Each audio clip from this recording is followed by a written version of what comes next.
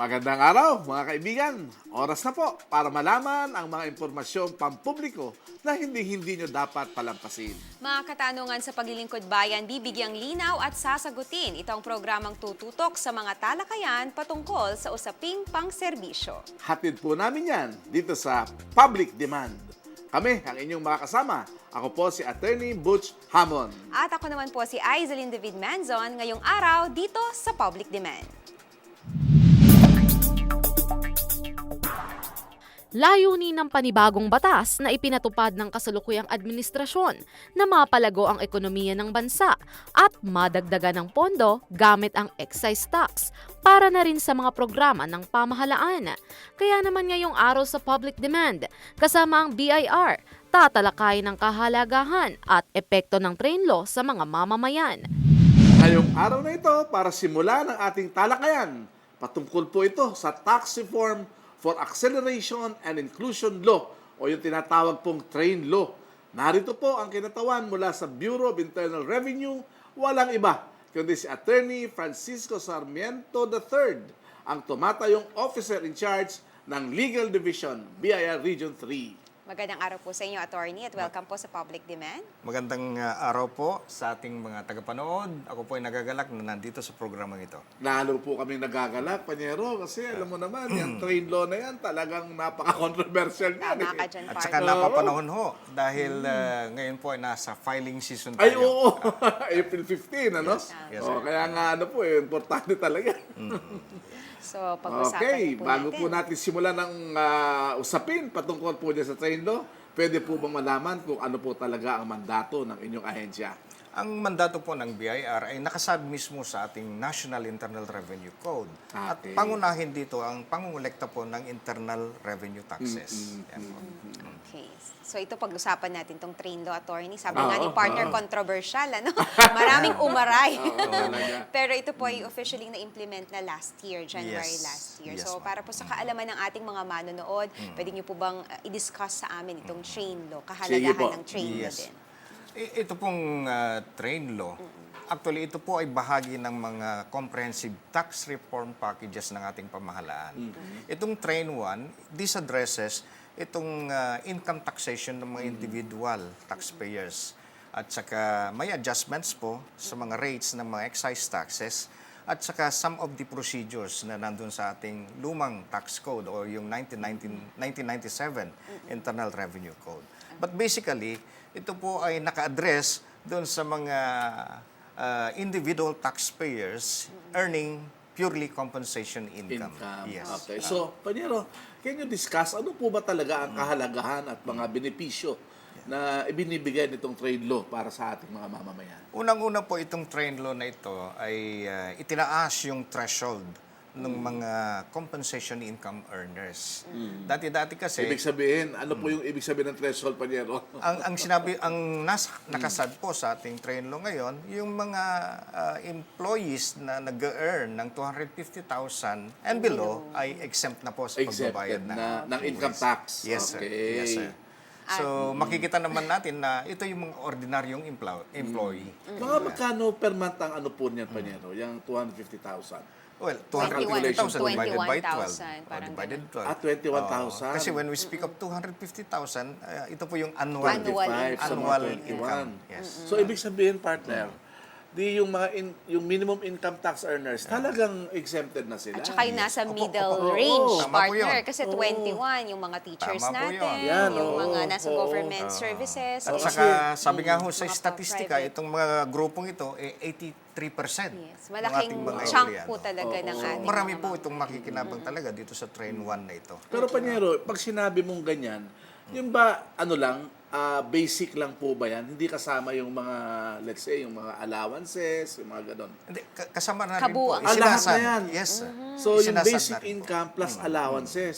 So, plus other 250,000. benefits. Tapos binigyan din ho ng threshold na 90. Dati, 82,000 lang yung benefits eh. Yung mga 13-month pay, yung Okay. allowances, ganyan. Itinas din po sa 90.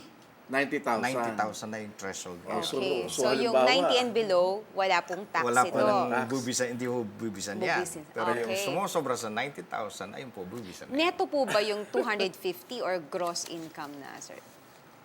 Naka-clamp in po yan. So, Okay. if you So, are an kumbaga, employee gross earning Gross 250,000, ayan, you are exempt from tax. Lahat So, ng gross kita. income. Yes, sir. Kasama Yes, yung sir. ano nga, So 13th wala na month pong pay. babayarang income tax. Yes, ito sir. pong nandito sa bracket Yes, na ma'am. ito. Pero sir, ang effect naman, ito pong nasa 250 and above income. Sabi naman yan. sila ang tinaasan Tama. ngayon. Yes. Gaano kalaki yung percentage na itinaas, sir? Ay, malaki po. Usually, yung dati nga pong sinasabi nating 20%, naging 25. O yung 25, naging 30. So, Eh, yung mga 32, Panyero. Ay, baka mas mataas na po yan. Okay. Pero kung titignan naman Ito ba, po sir, ay natin, staggered in-implement? Or nung January, ganun talaga may kalaki na mga- yung itinaas? yes, may mga staggered po na ang application ay on a yearly basis. So, yearly pababa ng pababa. Meron din aspeto itong train law na talagang ito na, nakafix. Tumataas na. For example, yung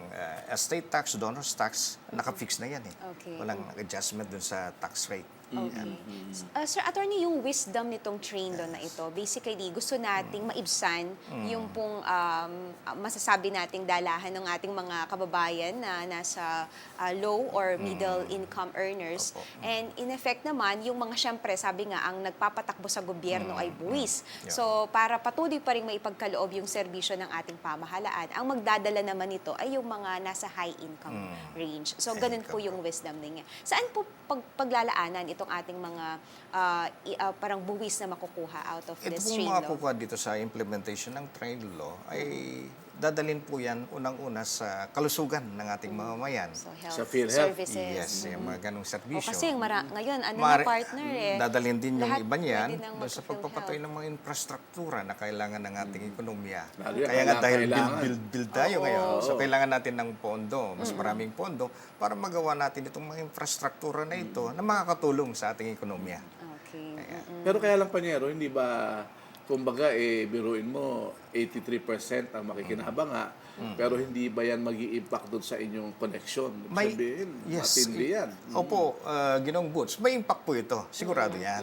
Kaya lang, yung Nababalance kabawasan doon sa makukuha sana, doon sa buwis nitong mga empleyado na ito na 250,000 and below, ayan po ay kinompensate doon sa pagtataas naman ng rates sa mga High income. excise taxes Okay. na articles. Pag Excise sinabi mong articles. excise, Panyero, saan nagre-refer yan? Ito po yung mga halimbawa sa gasolina, yung mga ganun na nabibili natin. Fix yan, fixed rates. Oh, yan. Sa mga quarry operations, yung mga ganun po. Doon sa mga beverages. In Cosmetics, particular, meron din natin sa dito sa cosmetics. Train 1, ang itinaasang rate ay yung mga gasolina at yung mga sweetened beverages. Kaya lang, di ba matatabaan din yung mga mahihirap doon dahil kasi pag tinaasan mo gasolina, Pero may Lahat Masahe dyan. naman. ano? kagaya ho yung yung sweetened beverages, may underlying significance din ho yun. Iwas diabetes Ayan, po. tama po yun. Health, ano. Kailangan protektahan din po natin yung yun, kalusugan okay yun, opo. ng ating mamamayan sa pamamagitan ng pagtataas ng buwis doon sa mga nakakasamang pagkain sa kanila. Okay. doon ba sa excise tax, Panyero, sa gasolina, wala mga dyan, exemptions? Ang exemption po dyan ay kung bibili ng dito po sa mga ecozone, kung gagamitin po sa loob ng ecozone area, itong mga gasolinang ipopurchase o i-import, maaring ma-exempt po sila. Tax exempt. But under a different provision of the law. Ayan. Kaya nga yung mga drivers natin, partner, di ba? Gusto nilang magtaas ng pasahe dahil nga daw tinamaan sila doon sa excise tax. Yes, sa gasoline. Ayun Pero po ngayon, yung- I think may mga subsidy naman sila Yes, ngayon. Part. Out of the, din po ata, tax Oo, yung sa yes. buwis na Ayun po yung isang mekanismo na naisip ng pamahalaan Fuel para subsidy. makasyon yung impact nitong pagtaas sa excise tax ng gasolina dito sa ating mga kababayan nasa baba. Attorney, nabanggit nyo, last year ito na-implement. So, almost, ayun po, lagpas isang Yes, taon na po yes. ito. Kumusta naman, sir, ang tax collection after the implementation of train law? Well, insofar as the BIR is concerned, Reach naunawaan the naman region. namin na nagkaroon ng baba Shortage. doon sa income Target. tax ng mga may employer-employer relationship. Mga sari-sari store ba, Panyero, included yan sa tax Kailangan na mapping? ba silang Oo. magbayad Pwede ng pong buwis? ma-exempt yan dahil meron naman din tayong tinatawag na marginal income earners. Okay. So, if yung sari-sari store is earning less than 100,000 annually, pwede siyang pumasok doon sa marginal income earner. Kailangan pa ba And niyang therefore, i-file hindi niya yun? kayang, hindi na kailangang mag-rehistro. Okay, so no need to Yung register. sari-sari store, maaaring pumasok Hindi dyan. na po, opo. Yes. Pero ngayon ata sa barangay level, pinapag-ano na sila. well, Meron sa sila, local separate yan. yata Yes, yun. separate Oo, sila oo, sa oo. local. Ang in-implement po ng BIR yung mga internal revenue taxes. Yung mga local taxes hindi na po sakop ng Sakop BIR. ng yan. BIR. Okay, so napakaganda ng talakayan Ay, natin, oo, partner. Pero ito definitely. pa lang ay simula pa lamang po. Napakarami pa pong pwedeng malaman dito sa train law. At talagang alam ko marami rin katanungan tong ating mga kababayan. At yan po ay sasagutin natin sa pagbabalik ng Public Demand. Ayan.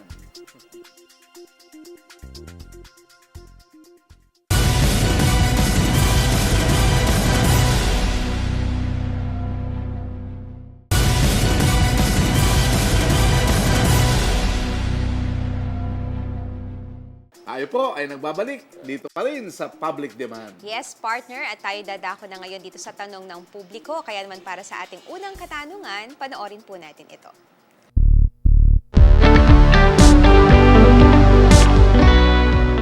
Na karamihan po ng bilihin ay tumataas na at marami po ang naghihirap sa bansa.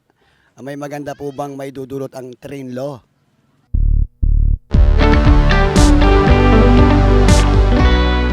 Ang train law po ay dinesign talaga para ma-address yung pangangailangan ng ating mga kababayan na nasa sa mas mababang antas.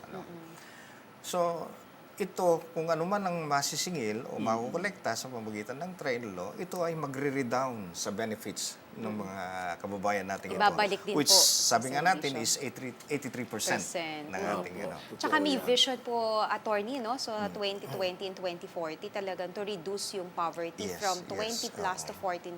So, kung yun po ang goal, talagang long Maganda term, yan. mararamdaman natin yan, Opo, partner, opo. para sa ating mga kababayan. Bagamat umpisa pa lang itong train law na ito, hindi pa natin talaga masa-size up yung impact nito. Yes. Sa una Natin. talaga daw Yes. talaga may effect. Pero attorney, nabanggit niya kasi yung pagtaas ng bilihin.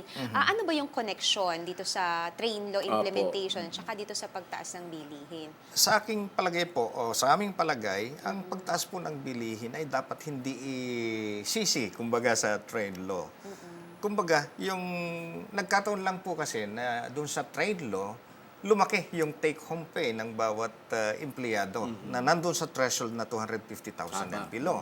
At dahil lumaki nga yung kanilang take-home pay, di mas marami na silang pera ngayon na pambili ng kanilang mga pangangailangan o kayang mga goods. At dahil tumaas nga yung pangangailangan nila, edi natatalo na ngayon yung supply. So there is now an issue of demand and supply. Demand is greater now, kaya doon tumataas yung Nag-a-adjust yung market. Kumbaga. Yes, Sinasabi market nila forces ng po yan. inflation Hindi po dahil rate. sa trade law. Opo, opo. O kasi madalas nababanggit yung inflation rate, attorney, no? Kaya Yes, sabi nila, yes. yan na naman, ang effect train law, binabalik lagi sa train law. Yes, Kaya oo, mahalagang oo. ma-explain po talaga natin sa ating mga kababayan. Yung pong VAT, hindi po ba nabago yan, Panyero? Yung VAT po ay 12% pa rin. Ganun pa Kasi rin ang alam rate. ko, dati gusto yata na increase ng 15% yung VAT na yan eh. Yeah. Hindi ba? Buti Pero eh. ngayon po, sa ngayon, 12% pa rin siya. Pati yung pati yung exception sa senior citizens, actually gusto nila tanggalin. Kasi daw mayayaman daw yung mga senior citizens. Pero sa ngayon, wala pa naman Hindi po. nila ginalaw So, yung ating mga kababayan na senior citizen, keep on enjoying Tama. yung kanilang exemption. Baka daw sa train 2, dyan daw matamaan. Marami mga balak dyan, yung kaya train- hindi nagpupush yung train 2 eh. Well, yung train 2 naman po pertains to corporate income tax. I So, see. ito, more on corporation ito. Pero ito po At hindi saka pa yung mga tax implemented. incentives. Hindi pa po Ito implemented. Wala pa. yung Pero pinag-aaralan pa ng pinag-uusapan Kongreso. nila sa Kongreso Pinag-uusapan po yan, Panyero? Okay. Kasalukuyan pinag-uusapan So ang po yan. focus talaga ng train law, talaga lang, partner? Individual. Sa Individual individual compensation muna. For income. train 1 po. Yes, ano. for train 1. At saka doon sa donor's tax, mabanggit ko na rin, tinanggal ho yung classification o yung kategorya ng stranger at saka relative. Wala na po yan. Dati iba ang rate kasi kapag ikaw ay Relative. stranger. Pag relative ka, iba yung rate din. Wala na pong kategoryang ganon. So flat rate, 6%. Kanya dun sa estate tax, merong amnesty yata dyan na binigay kayo? Meron po yan. Meron po yan. Sa ngayon, meron tayong napirmahan na ni Ginoong Presidente, Presidente, yung tax amnesty. Kasama dito sa tax amnesty nito, yung estate tax. Okay. Pero this pertains dun sa mga namatay ng prior December 31, 2017. So ano po ang Okay. benepisyong makukuha nila, sir? Hindi na magbabayad ng estate tax? Hindi naman ho. Penalties and interest lang. Well, yung mga mawe-waive hindi po yung mga nakapagbayad. mawe-waive Okay. po yung mga penalties. Hanggang na kailan ganun. po ito or ongoing po ito? Kailan ang Minsan kasi deadline? may deadline ito, no? Hindi, so para sa state tax, It's ongoing. Tuloy-tuloy lang. yung mga Exemption. ganitong may sitwasyon, pwedeng mag-apply within 2 years from date of implementation. Oh, I Inantay see. po namin sa ngayon yung implementing rules and regulations. so wala pa. Wala pa ho. So, we can, in-expect po namin na anytime lalabas po itong IRR na ito. Ito kasi estate tax partner no, sa Yes. kaalaman din ng ating mga kababayan. Marami pong hindi alam na kailangan palang bayaran yung property ng... Namatay. Opo, actually ito po ay totoong nangyayari. Siguro din po makikita nyo sa mga records ninyo. No? Pero with this implementation ng mga batas natin tsaka mga guidelines natin, malaking tulong po sa mga kababayan natin yung talagang information na ito. Bukod dun ho, dati-dati, kung may bank account o may deposit itong namatay, hindi mo ma-withdraw hanggat hindi mo nababayaran yung estate Estate tax. tax. Opo. Ngayon, pwede nang Pwede na i-withdraw yung Pambayad deposit. na po ng ano. Basta is-subject lang sa 6% withholding tax. Ang bangko ang mag-implement yan? Tanyero? Automatic Apo, na pwede po Ang yun. bangko? Yes. Kasi di ba maalala mo, partner, pa nag-withdraw ka nakalagay doon. Meron ba warning doon that the depositor ba is not dead? Parang gano'n nakalagay na gano'n. Opo. Opo. Pero sa ngayon, is-subject lang sa withholding tax itong deposit na ito, pwede nang ibigay sa mga heredero. Dati-dati hindi mo may lalabas yan. Hanggat hindi mo nasa-settle buong estate. Flat rate of 6%, no? 6%. Maganda din po So, yan. marami pong pinagbago na magaganda talaga. Okay, sa At ngayon ito lang naman talaga din ang nararamdaman purpose. minsan, partner, kaya maraming mga, syempre, mga negative reactions Yes. pa. Pero long term, mararamdaman talaga At saka yun. yun naman po rin ang purpose ng train law, to simplify Yes. tax system. Yes. Dati kasi kinukompute pa, ang dami pa Komplikado yan, siya. attorney. At Sa saka may document- table ka, babangga mo kung paano Opo. mag-compute. Ganun. Oo nga. At Pero least ngayon, simplified. 6% lahat. 6% diretso na. Yung ano, Panyero, yung bang namatay ang kanyang tax liability, yung estate tax lang? Wala na siyang ibang tax liability? Yung deceased person? Opo. Bago may transmit kasi yung properties nung namatay sa kanyang mga heredero, kailangan merong estate tax. O, yan. yung inheritance tax na tinatawag. Ayun na po yung estate tax ngayon. Ayun na yun. Wala na pong So, inheritance tax. so Estate tax tinanggal lang. na. Estate tax na po ang tawag ngayon dyan. Maganda po yan kasi dati pag nag-inherit ka, babayaran mo pa yun bukod dun sa estate tax. Wala, ito na lang po, itong 6%. Maganda ano po yan. Attorney, nabanggit nyo, ito nga filing season na ng mga by hanggang April 15, ano 15. po.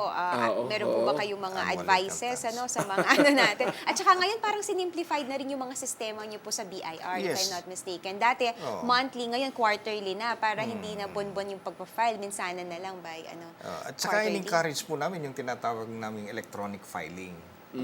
Iwas Kasi pila, attorney. Yes, ma'am. Yes, ma'am. Malaking bagay yan. Para hindi ka napupunta sa BIR, pipila ng pagkahaba-haba, magpa-file ka lang ng annual income tax return. Okay. Ngayon, pwede kang mag-register dun sa sistema namin, BIR system, and then you can file electronically. Yun, Even in the maganda. comforts of your rooms. Kumbaga, Kaya pwede kang na Panyero, ako file ka lang. kakaisang kasing edad ko eh. Ah, Hirap na hirap sa mga ganyan. mag-computer. Pero po ata kayong e-lounge, 'di ba? Sa kung sakali Meron po din gusto e-lounge. magpa-assist Tama ng po mga yun, tama po yan. Pero Pwede sa kayong bahay, pumunta roon. attorney, May paano po mag-guide yun? sa inyo.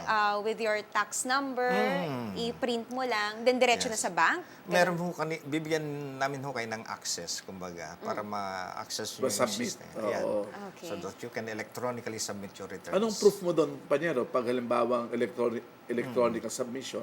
Unang-una po, pag nag-file ka electronically, may acknowledgement yan. Okay. Tapos pupunta ka rin naman doon sa para ipakita mo rin sa district yung ipinail electronically. Okay. Opo. Ako, marami pa tayong tanong. Oo. Actually, itong train law na to, marami talaga. Pero at least, yung mga basic na i-discuss na That's natin, right, partner. that's right. Meron po ba kayong mga upcoming activities na pwedeng yung i-share po yung information sa amin, attorney? Para sa Dahil mga po, kababayan natin. nasa filing season na tayo. Ang bawat district po namin ay inatasan ng aming regional director na mag-conduct ng tax campaign. Okay. So you can expect a lot of power people na nandyan sa lansangan Tama. at nagpapaalala sa pagbabayad ng tamang buwis at saka sa tamang panahon. Yan. Wala bang incentives yan for early filers? yung Wala mga- po eh. Mga very good Well, sa pagbabayad ang ng only buwis. incentive is the altruistic feeling that somehow you have helped the government. At saka makakatulog ka na ng mahimbing kasi hindi ka na mag-aapura sa pagpa-file ng yung Okay, so return. mag-file na po ng mas maaga Mas para file na mas iwas maaga. penalties at saka po. Okay. Maraming salamat po, Attorney Francisco, sa inyo pong oras. Thank you very much po. Salamat Panyero. po. Okay, maraming salamat po sa pagsama dito sa aming talakayan dito sa Public Demand. Patuloy pa rin kaming magbibigay ng mga impormasyon na ating tututukan at hihimayin dito sa ating programa. Hanggang sa muli po nating pagsasama-sama, kami po ang inyong lingkod. Ako po si Aizelin David Manzon. At ako naman po si Attorney Butch Hamon dito sa Public Demand. Magandang araw po.